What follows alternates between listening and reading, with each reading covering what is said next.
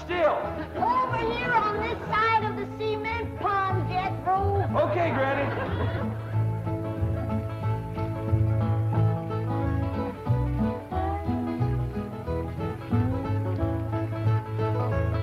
Come on. We's waiting.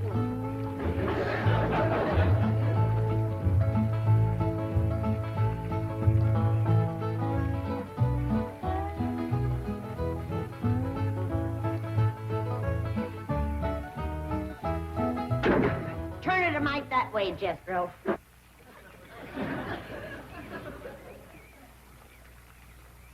Only one bad thing about putting you still here, Granny. What's that? Drysdale place is downwind. The smell of your corn liquor or brewing is going to drive poor Miss Drysdale right out of her mind. She's a drinking woman. How do you know, Uncle Jay? Well, he kind of let it slip out. Remember when we was unloading this from the truck? Yeah? He says to me, what's that? I said, that's still for making corn liquor. He turned kind of white and trembly, and he says, oh, please don't ever let my wife see that. I reckon she just can't leave the stuff alone. Some folks like that. Terrible. Come to think of it, that's how come she's in Boston. What kind of drinking? Yeah. Miss Hathaway says she goes all over every place looking to get cured. Damn city cure's no good. The minute you go to taking it away from them, they want it all the more. I could cure Mrs. Drysdale of her drinking in 2 days. Oh, Granny. I just telling her she could have all she wanted. When they find out you don't care if they drink, they don't care to drink. That sure would be a blessing. Huh? Over here, Elly, now. No more talk about drinking. Hey, look, everybody. Ella Mae's wearing a dress. How, Mr. Drysdale's in the house to see you. All right. My, ain't she pretty? Yeah. But, Elly, you're showing too much bare heart. Well, that ain't her fault, Granny. She just got the dress on backwards. Elly, honey, put it on the other way around. All right. Hold it. Hold on. What kind of a dress is that? Well, Miss Hathaway says it's a California sundress. Don't let no son of mine wear it. Daughter neither. Granny, you'd best get her into something decent whilst I talk to Mr. Drysdale. Mr. Drysdale's office, Miss Hathaway speaking. Boston. That must be Mrs. Drysdale. No, don't put her on. She'll only make my life Mrs. Drysdale. How are you? How are things in Boston? Oh, the doctors here are just as silly as the ones in Beverly Hills. They insist there's nothing wrong with me. They've got me so depressed. I just had to call and talk to my darling. Are you taking good care of him? Oh, yes. As a matter of fact, he's stretched out on the sofa right now having his nap. How sweet. Well, the moment he wakens, you take his temperature and give him some of that blue medicine. What? He's waking now? Oh, marvelous. Put him on. Tell him Mumsy wants to hear his sweet voice. Speak to your mumsy. He whined. Oh, he probably has a migraine. Oh, poor Patricia, my lord. Even made a hypochondriac out of you. Any message for Mr. Drysdale? Who? Oh, Milburn, my husband. Yes, well, is he there? No, he's up at the Clampett estate. Clampett. They bought the place next to yours just about the time you left for Boston. I don't find them listed in the first families. You tell Milburn not to mingle with them socially until I've had a genealogical check run on them. We don't want riffraff living under our very noses. For pain, one swaller. Don't open near fire. I'll be right in, Mr. Drysdale. Thank you, Elly Mae. Granny, this is quite an array of medicines you have here. Yep, them's all the remedies I made myself. I wish you'd make something to help my wife. She's a terrible hypochondriac. Oh, What's the hypochondriac? Elly, you run along now. I'll join you directly. There she goes from doctor to doctor to doctor. Well, I reckon the doctor can't help what's ailing her. Of course they can. It's psychosomatic. But she insists on prescriptions. Oh, I wish you could see our bedroom. Bottles all over the place. I plead with her. I hide the stuff. She always finds it or gets more. You think that's a lot of bop? You should see my wife after a trip to the pharmacy. Why, she's so loaded she can hardly stagger up the stairs. Sit down, Mr. Drysdale. Set yourself. And she has a dog. A perfectly healthy poodle. Now, would you believe that she Don't tell me. laps it up just like she does? Lord, love. You're sure toting a heavy burden. Now, maybe I can help you. Now, if she was to think that every time that she was to go... You can just wear that barrel till your clothes get dry. What happened to Jethro? Get too close to a skunk? He jumped in the pond with his clothes on. Mr. Drysdale, I'm sorry to kept you waiting. Did Granny tell you about her complaints about the kitchen? Jed, I'm ashamed to mention my piddling troubles to a man bowed down with the misery he's got. You know his wife.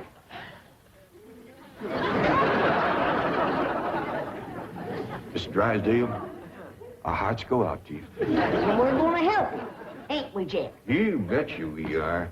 Man serves a poor purpose in this world if he can't help his neighbor. Oh, you're very kind, but I'll manage. I've been living with it for years. Have a nip, it'll brace you up. Oh, no, thank you. I never touch it. You hear that, Jed? Poor man. He's got all the trouble and none of the fun.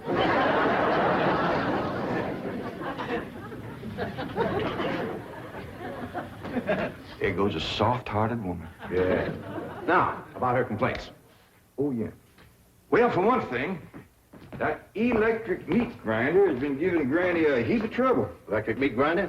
Yeah, listen right here in the dish trough. Oh, it grinds the meat all right, but then you can't find it. It goes down that pipe. Granny lost 2 squirrels and a rabbit in that thing. That's a disposal. You only put things in there that you don't want. Now, Mr. Drysdale, that ain't altogether true. Granny sure wanted them squirrels and that rabbit. And another thing, this here sideways pump don't work at all. We must have carried in a barrel of water to prime that thing, but it don't work.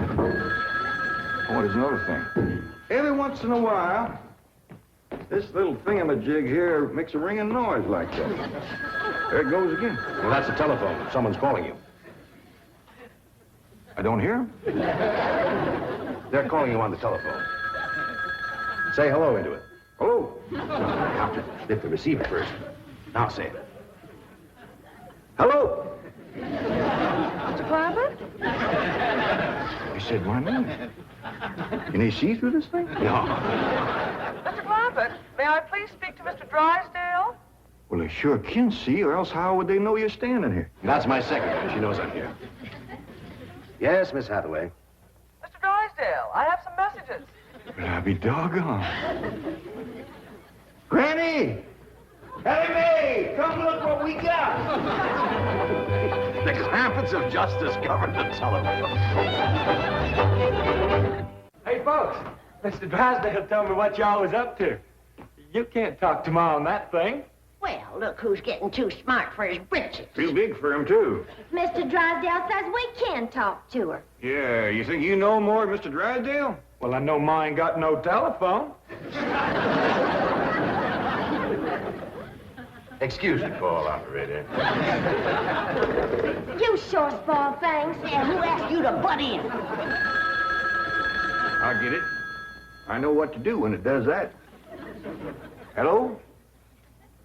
Yeah, he's here. Well, for goodness sake. Well, sure. Well, howdy there, Miss Drysdale. This here is... Margaret! Oh, how wonderful. What? Man? Oh, yes, the telephone man. Well, how are you? I'm worried, that's how I am. I'm afraid, Milburn, that you've let the wrong kind of people move in next door to us, and I'm dreadfully upset. Now, dear, you mustn't let yourself get into this condition. Control yourself. No, dear, you mustn't come home yet. No, not until we get them in shape. I mean, get you in shape. You know. Now, we'll wait until you're cute. Milburn, I want to meet the Clampetts as soon as possible. Now, when will that be? What about Christmas? Next year. Milburn, this conversation is making less and less sense. Now, I want the truth about the Clampetts, or I'm flying home immediately. Now, Margaret, please control yourself. I don't want you flying. No, please, dear, please, stay on the ground. Dear, why don't you lie down and take a sedative? And I'll call you from the office. Goodbye. I'm sorry, my wife. We understand. Well, I'll see you later. Keep your chin up. Poor man. Don't it just tear your heart out? He is so ashamed of his wife, he don't even want us to meet her. What he says, she won't be cured till Christmas of next year. You gotta help me, Granny. I still say I could cure Mrs. Drysdale in 2 days. Sure be worth a try. If we could get her out here.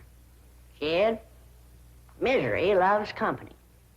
And if that poor, miserable woman thought that she had a drinking friend living next door... Granny, you ain't ever down more than a thimbleful in your whole life. I know, kid. But it'd be worth a little white lie to help a neighbor and save a marriage. But how?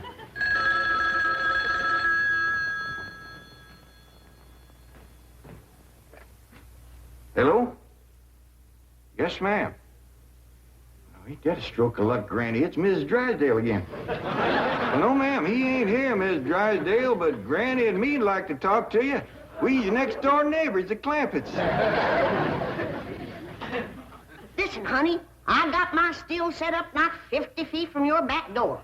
Now, you come on home, and you and me will get glassy-eyed, falling down crocked. We'll get juiced-ed eyeballs. How does that sound to you, honey? I don't hear nothing. Me neither.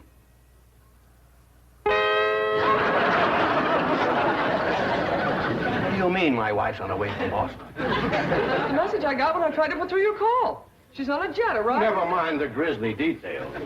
Oh, I am ruined. If Margaret gets one look at those hillbillies next door, she'll leave me. Get my psychiatrist over here. Move over, Claude. I need this more than you do. Mr. Drysdale, you don't need your psychiatrist. You're looking at the dark side. There is a bright side. Of course. Your wife is an intelligent woman. She'll see that underneath that rough exterior, the Clampetts are basically fine people. Why, she may even help them to get socially acclimated. You're right. I don't need my psychiatrist. You do. Your wife will take... My wife, through whose aristocratic veins flows blood the color of bluing, considers anyone whose ancestors did not arrive on the Mayflower immigrants. This sheep does make rather a fetish at the family tree, but... But nothing. I'm stuck. Now, I'm either going to lose my wife or my largest depositor. That's what makes the whole thing so difficult. You know, I like the Clampetts, but I love my wife. Isn't life weird? She's a snob, she's a hypochondriac, she's not young and beautiful, but I love her. And now I do need my psychiatrist. Now, Mr. Drysdale, as we used to say at Vassar, que tout devient tout éclaircit. Courage will light your path. Yes, I know what I have to do. I'll go to the airport. I'll take Margaret in my arms. I'll look her in the eye and lie like a rug. I'll tell her the Clampetts have left town and put her back on the plane. I beseech you, do not become enmeshed in a web of lies. But it won't be a lie if the Clampetts are tricked into actually leaving town. But they're just getting settled. What could possibly induce them to leave town? That's your problem. Me? You expect me? But they like you. Finagle them into going to Palm Springs for a few days. No, no. I will not help you spin your deceitful web. Miss Hathaway, would you rather be an unemployed secretary or a spider with a raid? You know, I think the Clampetts might enjoy Palm Springs. Palm Springs? Where's that? It's about 125 miles from here, in the desert. Desert? Yeah, remember we crossed on them on the way out here. All that sand? Yeah, I remember. You ain't getting me to no desert.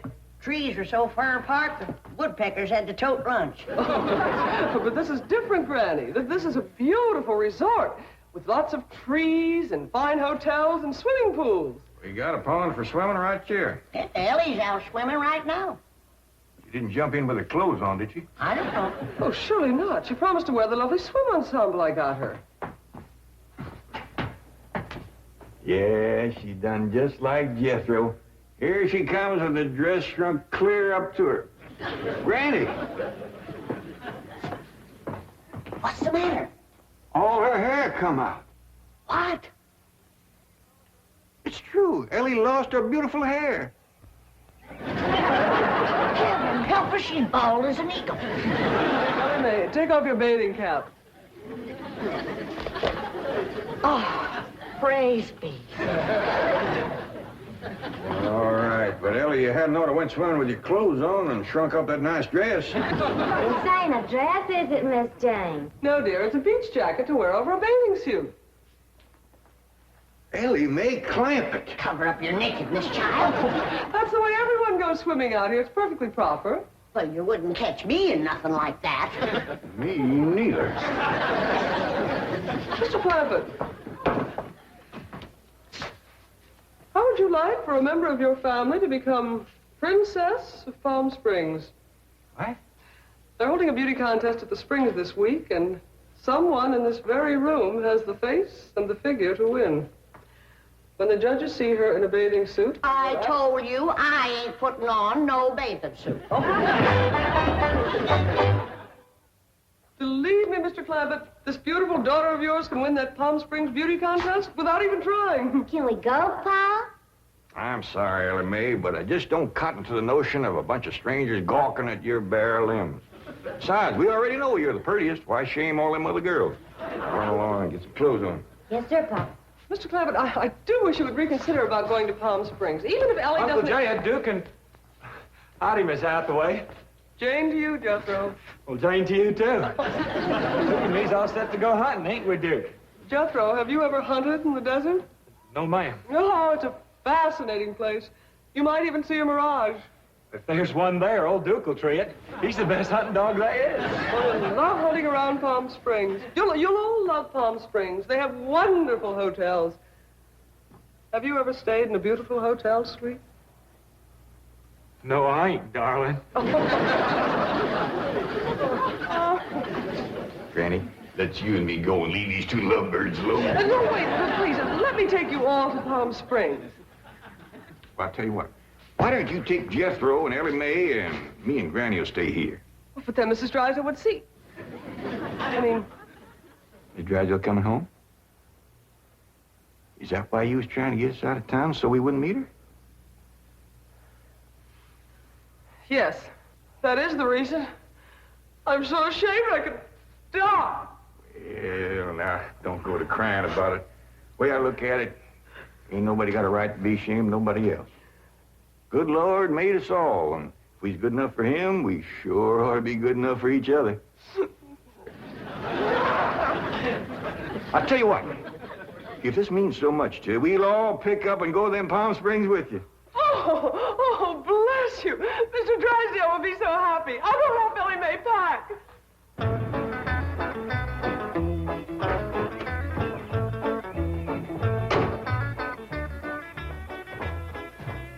There, Milburn. The Clampetts gardener shouldn't leave his car parked in the front driveway that way. Oh, you're absolutely right, dear, yes. Oh, Margaret, don't you want to stop at home first and freshen up? Take some medicine or something?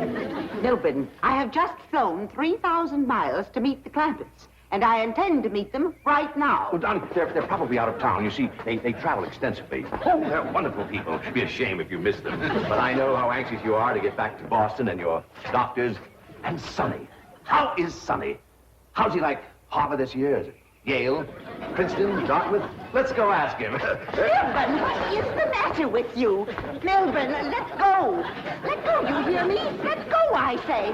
Let go. Have you gone mad? Let go, you beast. Step aside, lady. I'll shoot it.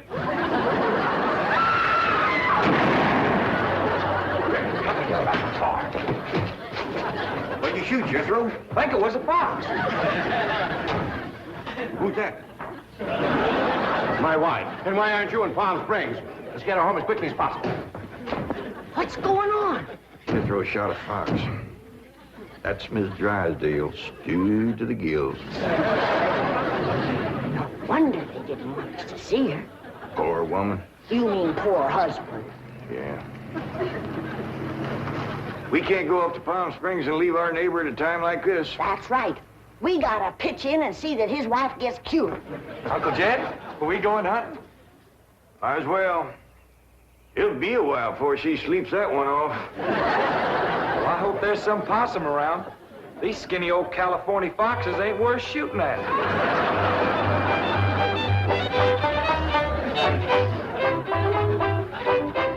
And now back to your regularly scheduled program.